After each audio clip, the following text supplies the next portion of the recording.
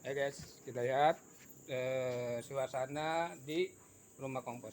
Nah, saya beritahu di sana tuh ya, itu ada kompos yang sudah jadi. Ya, warnanya hitam kecoklat-coklatan. Ya, bisa dilihat dulu guys. Kelihatan kah? Ya, kelihatan ya. Nah, itu sudah jadi, sudah siap digunakan, siap dipakai. Ya, siap diaplikasikan ke tanah maupun ke tanaman atau tumbuhan yang kita tanam. Nah, tetapi kalau memang ingin dia cepat untuk mengurai di tanah, ya mungkin kita bantu dengan kita coba untuk kita saring ya. Nah, itu mesin saringannya, saringan kompos ya, yang mana ketika kompos sudah jadi, sudah siap untuk digunakan, ketika ingin lebih halus lagi, ya kita saring, itu mesin saringnya. Ya oke guys. Nah, di sini cukup gelap ya, tetapi komposnya sudah kelihatan ya. Nah, kita lihat sama-sama. Ini adalah bahan dasar dari kompos ya. Nah, ini adalah bahan dasar, ada bambu, ada daun rambutan, ada daun lay ya, semuanya. Inilah bahan-bahan dasarnya yang awalnya seperti ini gitu. Ketika memang tidak digunakan, dia bisa terurai secara alami, tetapi membutuhkan waktu yang cukup lama.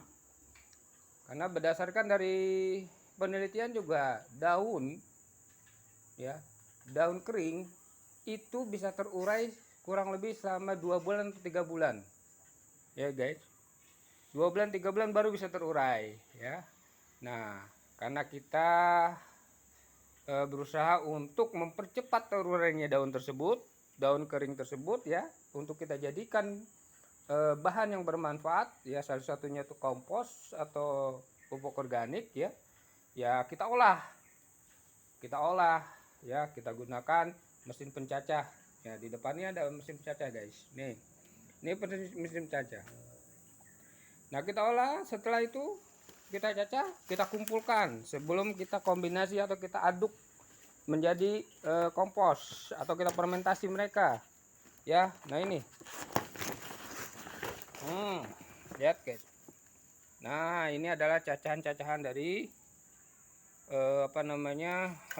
mesin cacah ya, kompos yang awal dasarnya itu seperti itu ya. Kita cacah dia menjadi halus kurang lebih 3 atau 5 mili lah ya. Jadi itu adalah salah satu bahan yang ideal ya untuk diurai oleh mikroba ya. Baik guys. Oke. Baik ya. Tadi kita sudah lihat bahan dasarnya apa. Sudah gitu juga kita lihat juga pupuk yang sudah jadi atau kompos yang sudah jadi, yang sudah siap kita gunakan di lahan ya. Seperti itu guys ya. Nah, kenapa sih kita susah-susah payah itu membuat pupuk organik? Kenapa? Ya, semuanya itu ada alasan ya, ada dasarnya ya, seperti itu. Memang kalau menggunakan pupuk non organik atau pupuk sintetis atau pupuk yang terbuat dari pabrik ya, memang juga bisa menyuburkan tanaman ya, juga bisa menyuburkan tanah ya. Tetapi ketika menggunakan pupuk itu berlebih ya daripada takaran dosis ya untuk tanaman, untuk tanah, itu akan membawa dampak atau akan membuat dampak pada tanaman atau tanah tersebut. Nih, bila kita menggunakan urea dengan kapasitas yang besar ya, atau kita menggunakan Oska yang dengan kapasitas yang besar gitu ya, memang ketika kita lihat sepintas tanamannya dan tanah itu subur. Tetapi nanti ketika pada saat prosesnya, hasilnya ketika pada saat setelah panen atau mungkin sudah kita ambil hasilnya, tanah tersebut dan tanaman tersebut ya itu akan membawa efek kepada tubuh kita, kepada tubuh manusia yang menggunakan atau yang mengkonsumsinya, dan juga akan membawa efek dampak buruk kepada tanah. Tanah itu akan menjadi kering, ya. Sudah gitu mikroba yang ada di tanah tersebut mati, ya, karena dengan zat-zat yang mungkin mikroba tersebut tidak paham ini apa, ini bahan apa nih, dia main makan aja seperti itu. Makanya kami di sini di Sekolah Alam Balikpapan, kami coba untuk memproduksi sebanyak-banyaknya pupuk organik atau kompos, ya. Ya, alhamdulillah di sini sudah ada 2 mesin membantu untuk menjadikan bahan-bahan dasar dari daun-daun kering, ya, baik itu daun kering maupun ranting-ranting, itu kita akan jadikan pupuk organik atau kompos, ya, yang mana dampaknya itu sangat baik sekali, sangat bagus sekali buat tanaman dan tanah. Ketika kita menggunakan pupuk organik berlebih, ya, kepada tanah, itu justru akan menguntungkan tanah, justru akan membuat tanah itu menjadi lebih baik lagi, ya. Karakter dan kriteria tanah, unsur haranya itu akan bertambah baik, ya.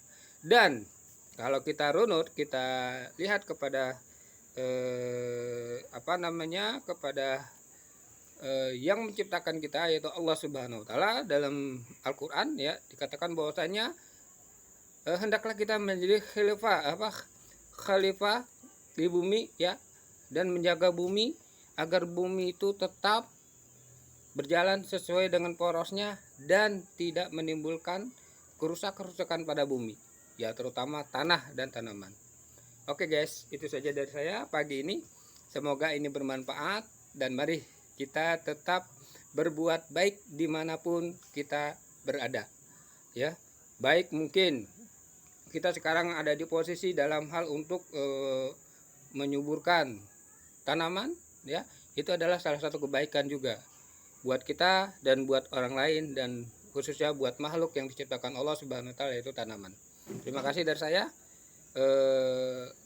Lebih kurangnya mohon maaf, ya. Apabila ada kurangnya, ya, mohon diungkapkan, ya. Dah, itu dia dari saya. Terima kasih. Assalamualaikum warahmatullahi wabarakatuh.